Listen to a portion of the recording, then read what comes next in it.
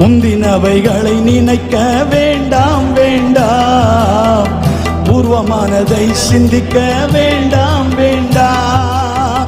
புதிய காரியத்தை செய்வேன் என்றாரே, இப்பொழுதே தோன்றும் என்றாரே.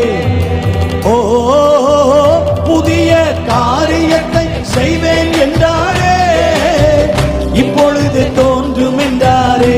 கைதட்டி பாடுங்க. நிச்சயமாகவே நிச்சயமாகவே நிச்சயமாகவே நிச்சயமாகவே நிச்சயமாகவே ஒரு முடிவு உண்டு. உன் நம்பிக்கை வீண் போகாது.